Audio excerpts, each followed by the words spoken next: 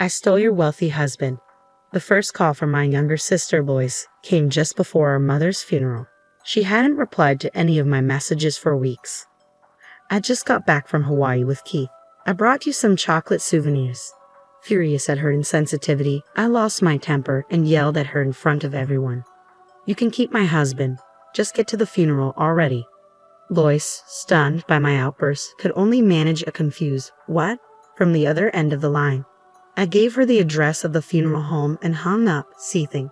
Knowing she'd try to call back, I turned off my phone, took my seat in the family section, and tried to compose myself. My name is Emily, and I just turned 38. Growing up in a family of 4, my parents, my younger sister, and myself, I often felt the weight of being the eldest. My sister Lois, who is 6 years younger, was always the favorite. With her charming looks, she had a knack for getting her way. Whenever Lois wanted something, she would flash an irresistible smile and say, "Emily, I want this," and I would almost always give in. Unfortunately, this dynamic didn't change as we grew older, making Lois an extremely troublesome sister. 8 years ago, our father passed away after a long illness. 6 months ago, our mother was diagnosed with a terminal illness and had been in and out of the hospital since. 2 years ago, I married Keith, a senior colleague from work, and moved into an apartment near my office. Despite the distance, I spent the last 6 months commuting an hour each way to care for my ailing mother while managing my job. Lois had returned home and left her job a year ago following a breakup with her then boyfriend. Despite this, she continuously deferred caregiving duties to me, claiming I was better suited for it. Eventually, I took a month off work to care for our mother. Despite my efforts, she passed away 2 days ago. And where was Lois during this time? She had left for Hawaii a week earlier. I pleaded with her to stay, but she disregarded my pleas and went ahead with her plans. At the funeral, following the priest's final words, friends and family began to offer their condolences. It was a tribute to my mother's kindness that not only relatives but also many of her friends had gathered to mourn.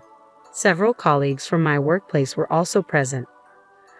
"I'm sorry for your loss," they offered. "Thank you. I truly appreciate your support in granting me the time to be with my mother during her final days." He's my father-in-law, the company president. Throughout this difficult time, he's shown exceptional understanding and support. But where's Keith? I haven't spotted him around. He's been on a business trip overseas since last week, and I haven't been able to reach him. I understand. I'll inquire with the sales manager about his whereabouts. Due to the size of the company he oversees, Keith and I work in different departments. He's heavily involved in sales and often laments about his demanding schedule filled with frequent business trips.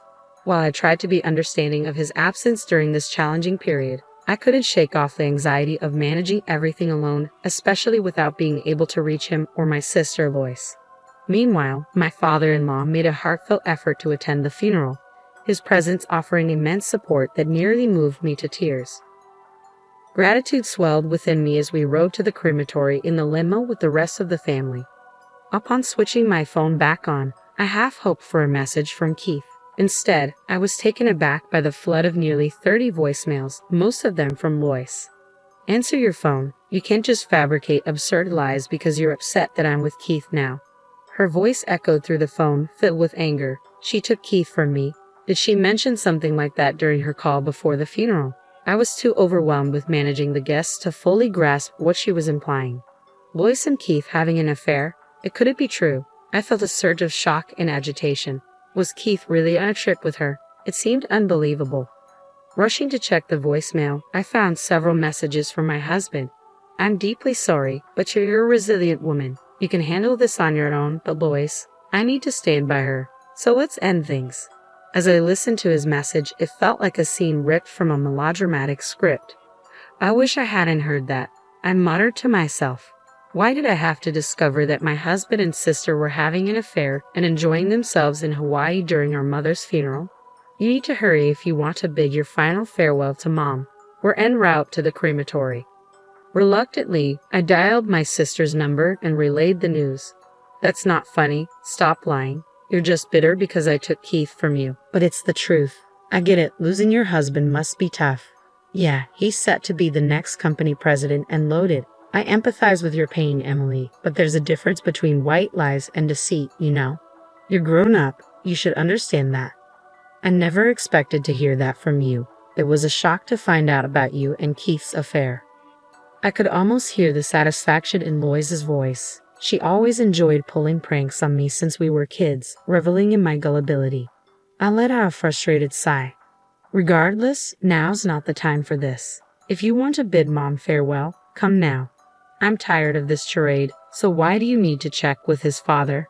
On the other end of the line, their voices overlapped in what seemed like a heated exchange. They probably weren't prepared for me to bring up his father. Eventually, my husband, who appeared to be standing beside Lois, took the phone. Emily, is what Lois said true? If you doubt it, then do as you wish. I'm ending this call. After a while, we pulled up at the crematory. This was my final chance to bid farewell to Mom, but my thoughts were in Desiree from the whirlwind of the past few days and the sorrow of losing her. Unsure of what to do next, tears streamed down my cheeks uncontrollably.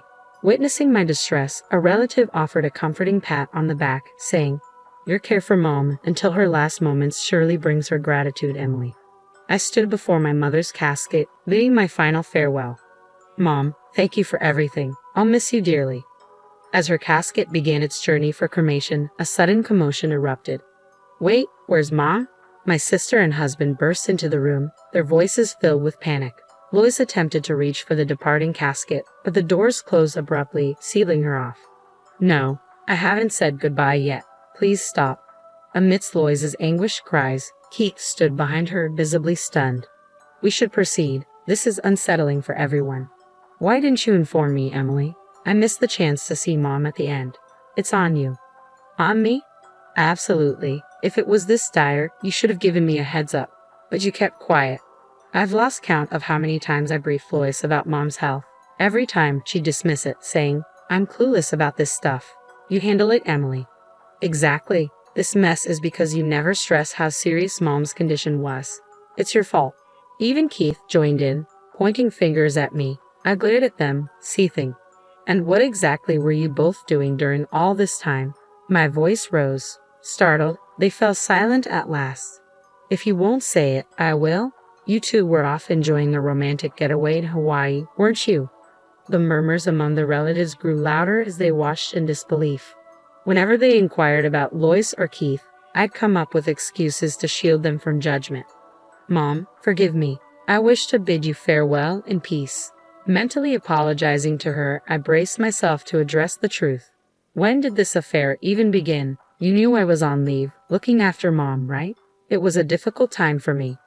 I reached out for help countless times, but all you two did was have a good time together. Isn't that right?" "Enough. It's your fault, Emily. You didn't keep Keith close enough."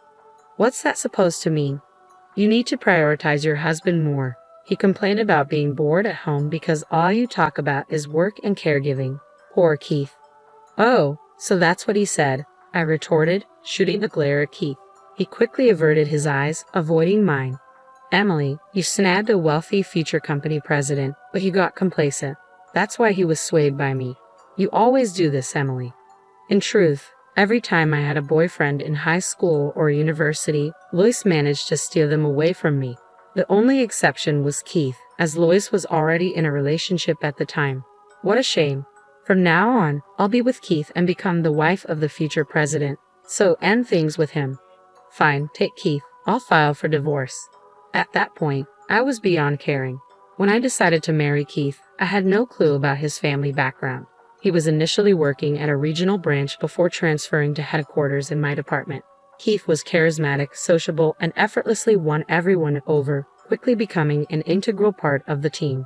As we grew closer, I developed feelings for him, and when he proposed, I joyfully accepted. It wasn't until I visited his parents' home that I discovered his father was the president of the company where I worked. It came as a genuine surprise.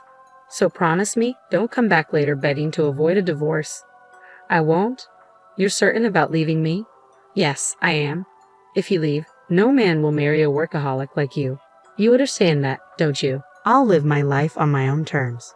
But for today, please bid Mom a proper farewell. Keith and Lois exchanged smug glances as if they had triumphed. Relatives frowned, observing the tension. "I apologize for the unpleasantness," I said, regretting the scene. As I apologized to my relatives, I heard Lois whisper, "Always the goody two-shoes. I can't stand it." I've tolerated so much because she's my younger sister, but I'll no longer see her that way. I'm divorcing Keith, and I'm alone in this world now. All I have to do is brace myself for that reality. I clenched my jaw tightly. 2 weeks have elapsed since then. I've packed up my belongings from the apartment and settled into a new condo near the office. I've even listed my parents' house for sale. There's nothing tying me to the past anymore. As I moved out, Lois moved in with Keith. Our divorce papers have been finalized and filed. I'm sure they're happily starting their married life together now. Well, I've finished sorting through Mom's paperwork. Now it's time for payback. Watch over me, Mom, I said with a smile, gazing at her portrait, envisioning the events to unfold. Enjoy your honeymoon phase while it lasts. You too. The following day, while I was at the office for my job reinstatement, my phone buzzed with a flurry of voicemail notifications. Hey, what's the deal? We're divorced, right? Why am I being slapped with a $30,000 bill? Concerned they might show up uninvited, I suggested meeting at a nearby diner. As soon as we began conversing, Keith erupted in a fit of rage, his voice booming with fury. I received a legal document from a lawyer. What's this about? We're already divorced, aren't we? Exactly. I'm not sure. I had tasked a lawyer with claiming $40,000 from Keith as my share of the property and $30,000 from Lois for her portion of our mother's medical care expenses. The documents must have been delivered to their address. It's something they should have anticipated, but it seemed they hadn't. I felt exasperated. You just need to settle what you owe. That's unfair. And don't think you can get away with what you've done. I've endured significant emotional distress. Should I sue you for that too? Emotional distress? You cheated, plain and simple, so pony up. They fell silent, likely realizing they couldn't argue with the law. Then, after a pause, Lois turned her gaze on me. So, Emily, it's all about money for you in the end. Fine, let Keith foot the bill. With a loan from my dad, we can easily cover the $70,000. Keith, I know you're not exactly flush. Lois, are you really okay being with a broke guy? Keith will be the president soon. Then he'll have money. Just need a bit of patience. Oh, Lois, you're after the money too, aren't you? No, I've got plenty of love. Dad's been talking about retiring at 65 for ages. So, in 2 years, I'll take over as president.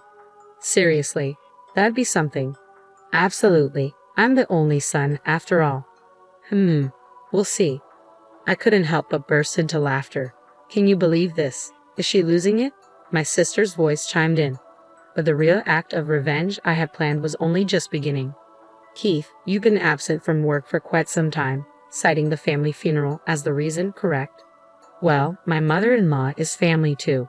True, but the company is aware of what you've really been up to. Huh? Are you aware that your father attended Mom's funeral? I intentionally withheld this information from Keith and Lois, leading Keith to believe that his father was unaware of the situation. I've informed the company and your father, the president, that you lied about taking family leave for caregiving and instead went to Hawaii with your mistress. Oh, that was you. You never did any caregiving at all. You have the nerve to act so boldly. And you've taken time off work with Lois on several of your business trips, haven't you? I've reported that too. How did you find out? Lois has been posting photos on social media, detailing where and when she went out. There were a few pictures with you in them. Quite shocking. Huh? You knew about my social media? It's the same account you've had since high school. Naturally, I'd be aware. Lois appeared uneasy, and Keith was caught off guard by my revelation. Wait, does Dad really know everything? Just as my mother was family to you, your father regarded her as family too. Naturally, he'd be informed about the family funeral, as protocol dictates it should be reported to the company. Even following the funeral, he showed concern for me and reached out multiple times. Consequently, I relayed all the recent events to him. He's quite furious. Furthermore, he made it clear that he has no intention of appointing you as the next president. But I'm his son. He mentioned he doesn't recall ever stating that our company follows a principle of hereditary succession. Additionally, he instructed me to convey that he has no use for a son who would engage in such disloyal behavior. So Keith isn't going to be the president. As I watched their faces grow pale, I decided to push them further. And to add, I'll be assuming the role of president next month. I just received the official notification from the president and my superiors at the company. It's official. I've been appointed as the new president. That's impossible. They wouldn't appoint you as president. If you doubt me, why don't you call your father right now and confirm? Keith hurriedly dialed his father while Lois, his new wife, looked on nervously. So, Emily's going to be the president. That's true. So, I won't be the president's wife. If I knew that, I wouldn't have taken you from Emily. But you said you loved me. That was with your money included. What did you say? I couldn't bear the couple starting their argument in front of me, so I stood up. If you want to fight, do it somewhere else. Oh, and I'll be expecting the payment. Thanks. Wait, please don't leave me. Please support me, sis. I evaded their desperate attempts to grab hold of me and swiftly departed. Following that, the couple proceeded with their divorce. My ex-husband, Keith, was demoted by his father and eventually resigned from his position. Now, he works multiple part-time jobs every day to settle his debts to me. As for Lois, rumors have it she's working in a bar at night.